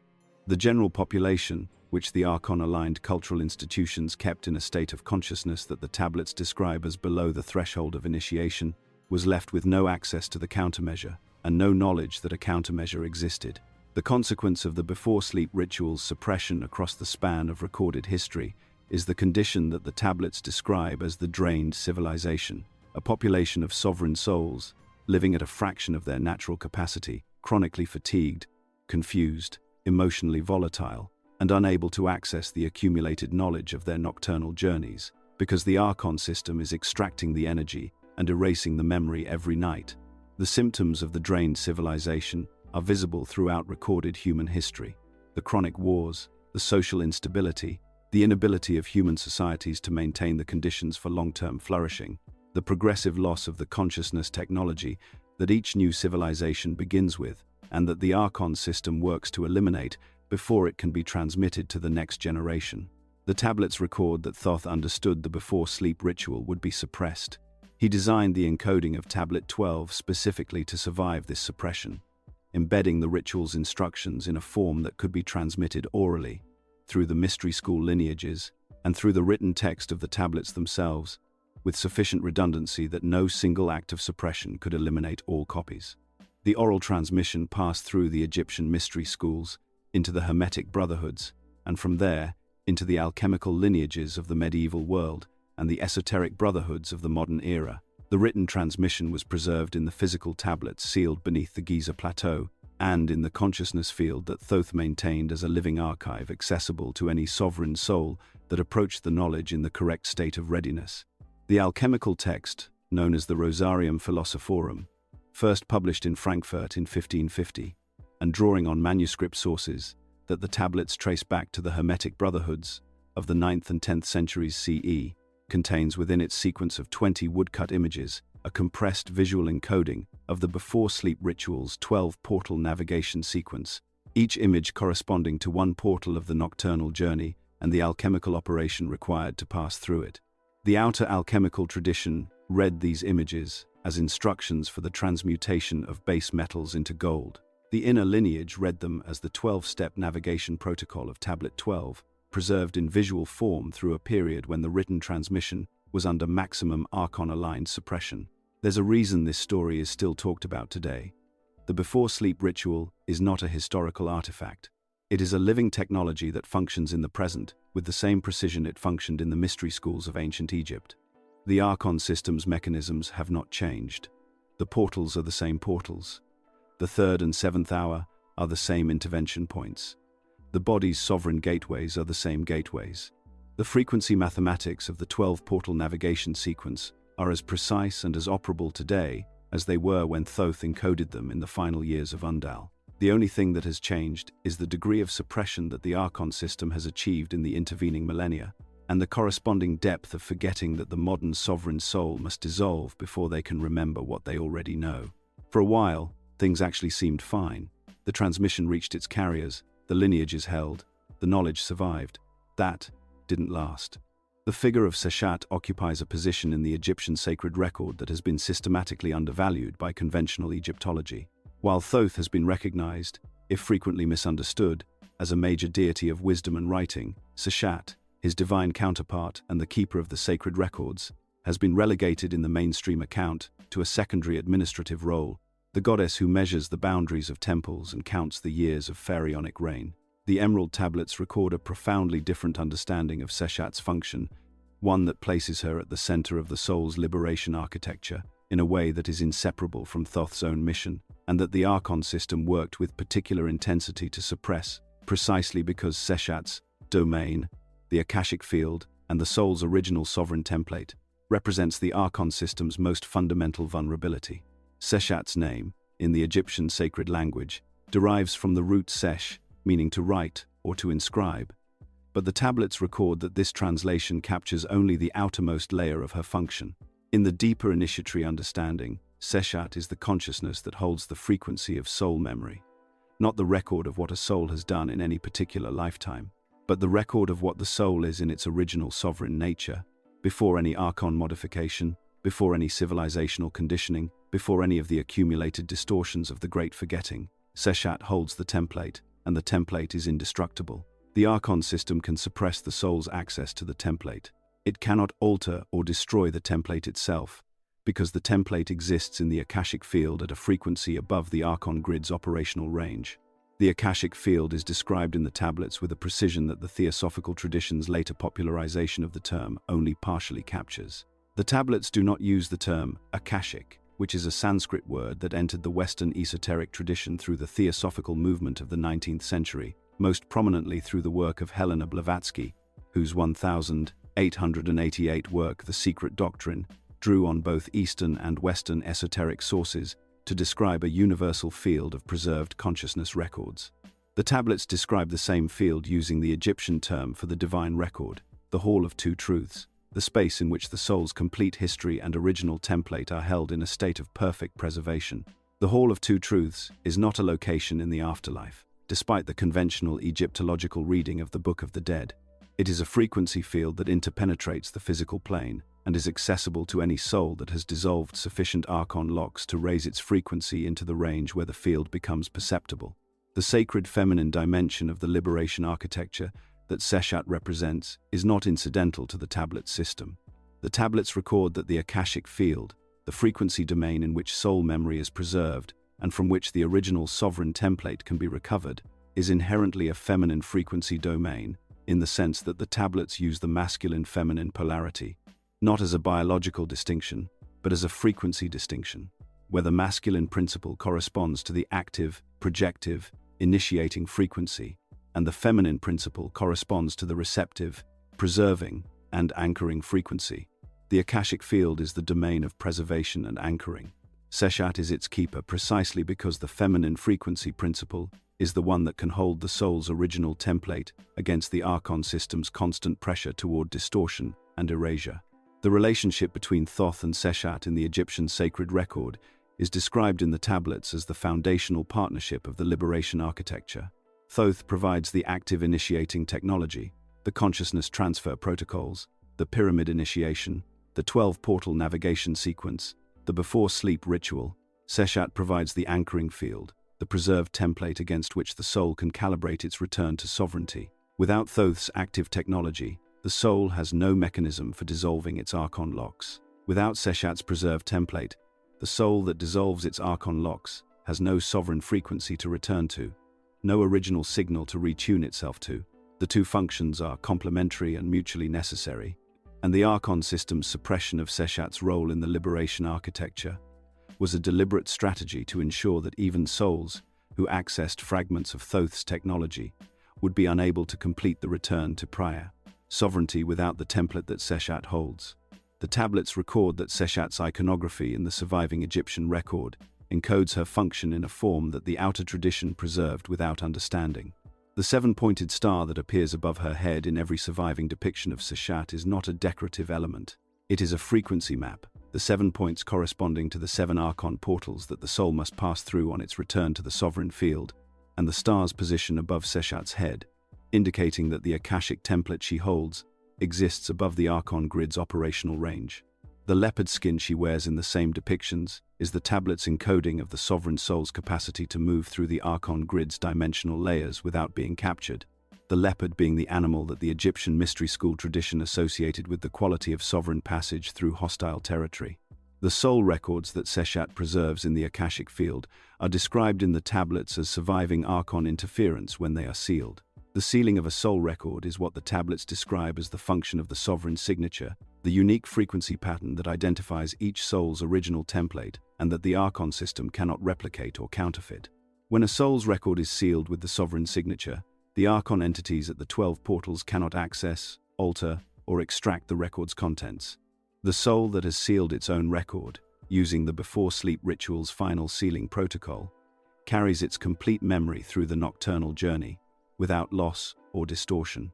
The practical implication of this sealing function is profound. The ordinary human soul, whose record is unsealed and whose sovereign signature has been suppressed by the Archon modifications to the body's gateways, loses access to its accumulated nocturnal journey memories every morning, because the Archon entities at the 3rd and 7th portal can access and disrupt the record. The soul that has sealed its record using the Tablet 12 protocol retains those memories. Over time, the accumulated memory of successive nocturnal journeys provides the soul with a progressively more complete picture of its own sovereign nature, of the dimensional environments through which it travels, and of the Archon system's mechanisms of interference. This accumulated knowledge is what the mystery schools call gnosis, direct knowing, the experiential certainty of the soul's own nature that no external authority can grant or revoke. Thoth and Seshat mapped the 12 portal sequence together, and the tablets record this joint authorship explicitly. The navigation chart of the 12 portals is not solely Thoth's creation. Seshat contributed the Akashic dimension of the map, the record of how the soul's frequency template interacts with each portal's frequency environment, what the soul needs to carry through each portal to maintain its sovereign status, and what the Archon entities at the 3rd and 7th portal are specifically targeting in their extraction attempts. This joint mapping is what makes Tablet 12's navigation protocol complete. Thoth's active technology for dissolving the Archon locks at each portal, combined with Seshat's preserved template that tells the soul what it is returning to when the locks are dissolved. The Archon system's suppression of Seshat's role in the liberation architecture took a specific form in the history of the Egyptian religious tradition.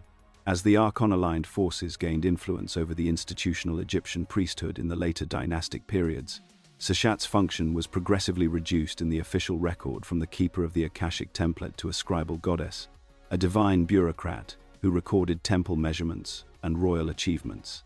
Her initiatory function, her role as the anchor of the soul's original sovereign template, was stripped from the official tradition and retained only in the inner lineages of the mystery schools.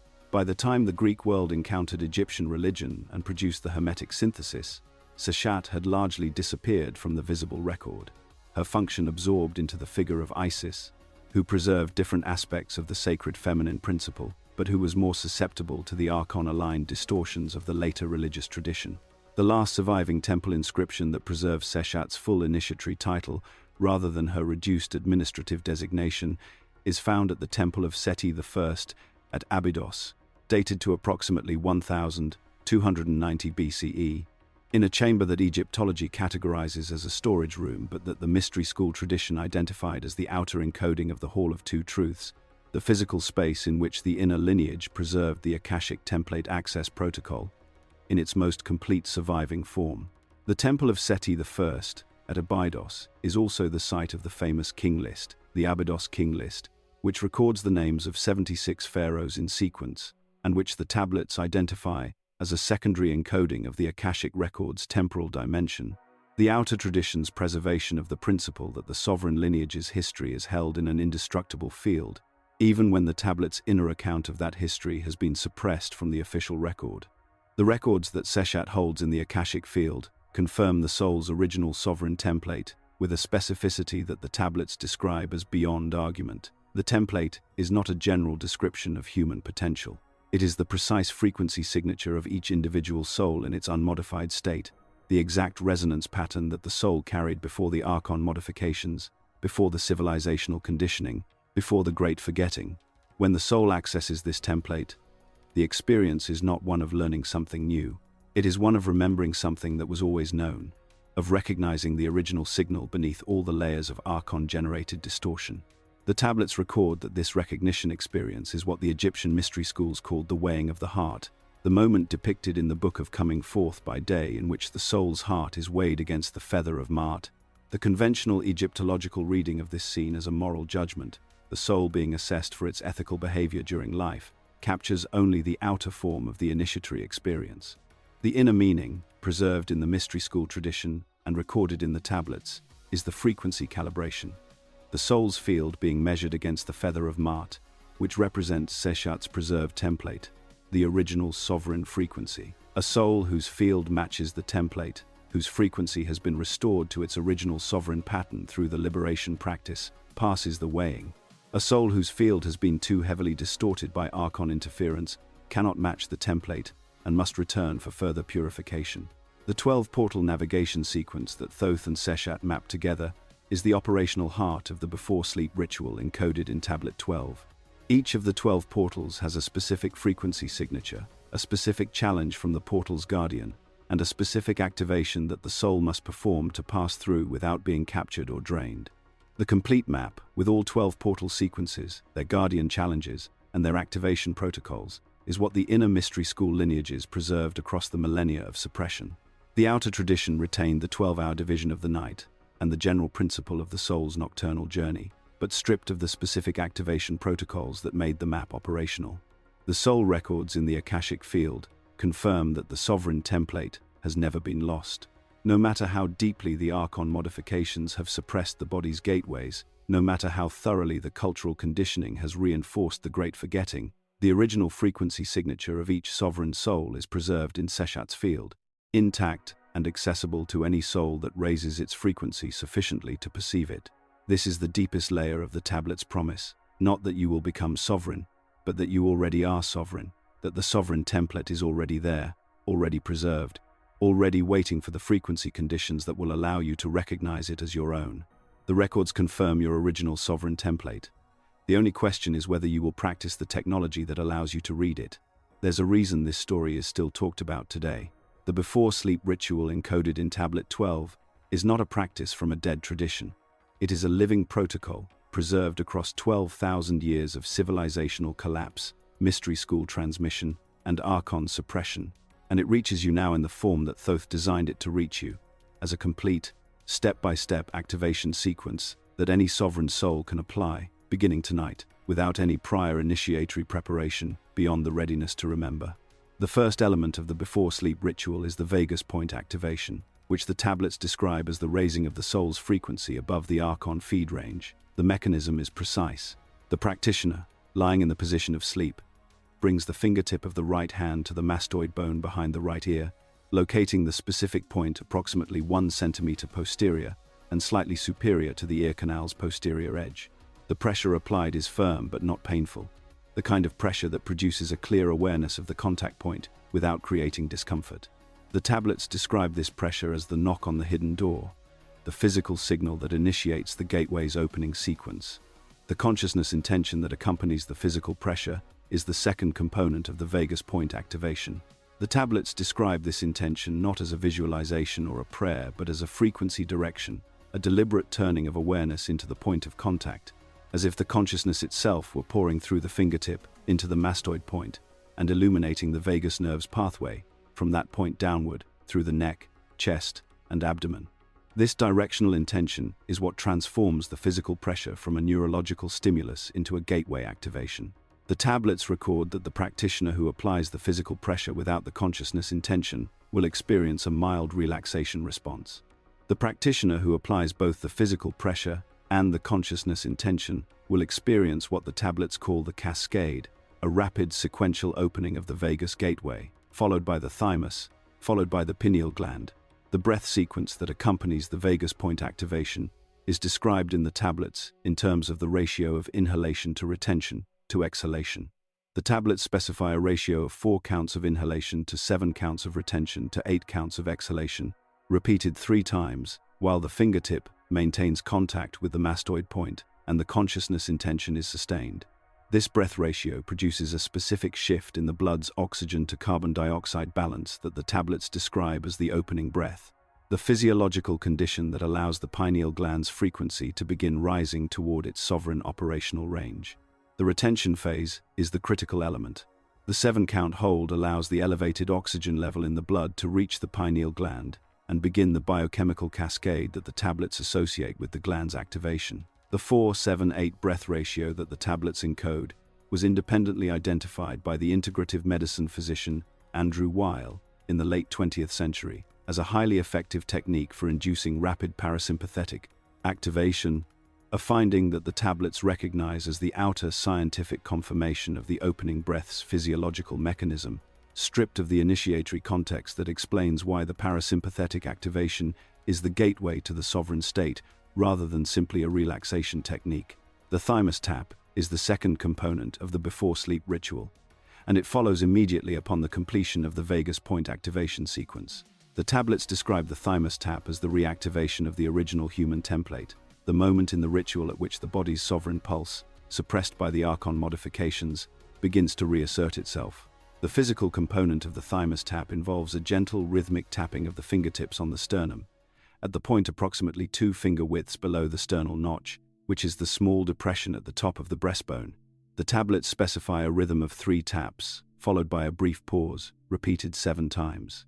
The number 3 corresponds to the 3 planes of the Hermetic system, the material, the soul, and the spirit, and the number 7 corresponds to the 7 archon portals that the thymus activation is designed to raise the soul's frequency above.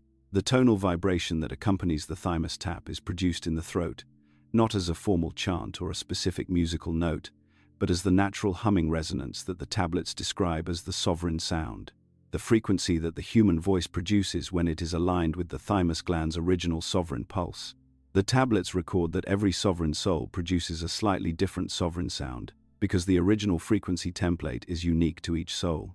The practitioner discovers their sovereign sound, not by following an external instruction, but by allowing the voice to find the frequency that produces the strongest resonance sensation in the chest area, the vibration that seems to enter the thymus point directly rather than emanating from the throat. This discovery is itself a form of remembering, the body recognizing its own original signal. The practice of toning, the sustained production of specific vocal frequencies for therapeutic and consciousness purposes, has been documented in multiple clinical settings as producing measurable changes in heart rate variability, cortisol levels, and the autonomic nervous system's balance between sympathetic and parasympathetic activation. The tablets recognize these documented physiological effects as the outer scientific confirmation of the thymus tap's sovereign pulse reactivation mechanism, the body's measurable response to the beginning of the sovereign gateway's reopening. The pineal decalcification sequence from Tablet 12 is the third component of the before-sleep ritual, and it is the component that the tablets describe as the most gradual in its effects, requiring consistent practice over multiple nights before its full results become perceptible. The sequence involves a specific pressure application to the area of the skull directly behind the bridge of the nose, applied from outside the skull by pressing the fingertips gently but firmly against the nasal bones at the point where they meet the forehead, combined with a sustained visualization of golden light filling the center of the skull at the location of the pineal gland. The tablets describe this combination as the inner illumination, the beginning of the process by which the calcification deposits surrounding the pineal gland are progressively dissolved by the frequency field generated by the combined physical pressure and consciousness intention. The tablets record that the pineal decalcification sequence produces perceptible results in the form of visual phenomena during the practice itself, even in its earliest applications. The practitioner who correctly applies the pressure and the consciousness intention will, within the first few practice sessions, begin to perceive what the tablets call the inner light, a luminous field visible in the eyes closed state at the center of the visual field. This light is not a product of the imagination. It is the direct perception of the pineal gland's frequency field as it begins to reassert its sovereign function.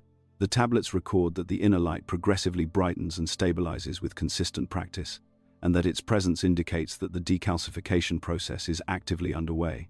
The neuroscientist Rick Strassman, whose research into endogenous DMT production at the University of New Mexico in the 1990s documented that the pineal gland is a primary site of DMT synthesis in the human body, identified the pineal gland's DMT production as the biochemical correlate of the mystical and visionary experiences reported by subjects in his clinical trials. The tablets recognize Strassman's finding as the outer scientific confirmation of the pineal gland's role as the soul's primary physical interface with the higher dimensional fields, the biochemical mechanism through which the inner light becomes perceptible to the awakening consciousness. The 12-portal navigation protocol that follows the body gateway activations is the operational heart of Tablet 12, the complete step-by-step sequence that allows the soul to navigate the nocturnal journey without archon interference. The protocol is organized around 12 affirmations of sovereign status, one for each portal, that the practitioner speaks internally as they move through the transition from waking to sleep. Each affirmation is a frequency declaration, a statement of the soul's sovereign nature in the specific frequency language that corresponds to the portal's guardian challenge. The tablets describe these affirmations not as prayers or petitions but as passwords, frequency signatures that the portal guardians recognize as evidence of sovereign status and that allow the soul to pass without being challenged or captured. The first 3 portals, which correspond to the initial phase of sleep, are navigated with affirmations that assert the soul's connection to the light of the all, its recognition of its own sovereign nature, and its freedom from the archon modifications. The tablets describe these first 3 affirmations as the foundation of the navigation protocol, the establishment of the sovereign frequency field that will protect the soul through the more challenging middle portals. The third portal, where the archon entities make their first intensive feeding attempt, is navigated by combining the third affirmation with a specific recall of the vagus point activation, bringing the consciousness back to the mastoid point and the frequency cascade that the activation produced. This recall, the tablet's record, raises the soul's frequency above the archon entity's operational range at the precise moment when they are attempting their feed, making the soul effectively invisible to the parasitic mechanism. The 7th portal navigation is the most critical element of the complete protocol. The tablets describe the 7th affirmation as the master key, the frequency declaration that, when spoken with the full sovereign intention cultivated through the preceding 6 affirmations, produces the most dramatic and immediate effect on the archon entity's capacity to maintain their feeding attempt. The 7th affirmation invokes Thoth and Seshah by name, calling on the preserved intelligence of the Atlantean transmission and the anchoring field of the Akashic template simultaneously. The tablets record that this dual invocation creates a frequency field around the soul that the archon entities at the 7th portal cannot penetrate, not because the invocation is a magical formula in the superstitious sense, but because the act of genuinely invoking Thoth and Seshat in the correct state of sovereign awareness actually connects the soul to the frequency fields that those names designate, raising the soul's frequency above the archon threshold in the most reliable and rapid way available within the 12-portal navigation sequence. The final 5 portals, which correspond to the deepest and most sovereign phases of the nocturnal journey, are navigated with affirmations that progressively affirm the soul's full sovereign status, its connection to the Akashic template, its freedom from archon interference, and its capacity to return to the physical plane with its nocturnal memories intact. The 12th affirmation, which corresponds to the final portal and the soul's return to the physical body, is what the tablets call the sealing affirmation, the declaration that seals the soul's record against the archon system's post-journey extraction attempts and ensures that the memories of the nocturnal journey are retained in the waking consciousness. So yeah, not great is the understated way to describe what the archon system does to the unsealed soul every night. But one night of correct practice begins the return. The tablets are precise on this point. A single night of correctly applied before-sleep ritual does not complete the liberation process, but it begins it, and the beginning cannot be reversed. The frequency cascade initiated by the vagus point activation, the thymus tap, and the pineal decalcification sequence creates a change in the body's field that persists beyond the single night's practice. Each subsequent night of practice builds on the previous night's foundation, progressively raising the baseline frequency of the body's sovereign field until the Archon tax becomes unsustainable and the Archon lock begins to dissolve. The tablets record that the practitioners who applied the before-sleep ritual consistently over the period of a full lunar cycle, 28 nights of practice, reported experiences that the mystery schools recognized as the first signs of sovereign emergence. The ability to recall nocturnal journey memories upon waking, the cessation of the chronic morning fatigue that the Archon feed produces, the spontaneous activation of the inner light during waking meditation, and the progressive restoration of the sense of sovereign agency that the great forgetting had suppressed. These are not exceptional experiences reserved for advanced initiates. They are the documented results of the technology working as designed in any sovereign soul who applies it correctly. For a while, things actually seemed fine. The practitioners held the lineage, the transmission continued, and the before-sleep ritual reached new generations of sovereign souls. That didn't last. The Archon system's institutional apparatus worked continuously to ensure that the practitioners who achieved sovereign emergence were isolated, dismissed, or absorbed into religious frameworks that neutralized their liberation. The history of the mystics, the alchemists, the Hermetic brotherhoods, and the esoteric orders of the modern era is in large part the history of this struggle. Sovereign souls attempting to transmit the before-sleep rituals technology across the Archon system's suppressive apparatus. That the transmission has reached you is evidence that the struggle has not been lost. You were meant to receive this tonight. The Archon system's story isn't unique. Every generation that accessed this transmission faced the same suppression. Subscribe.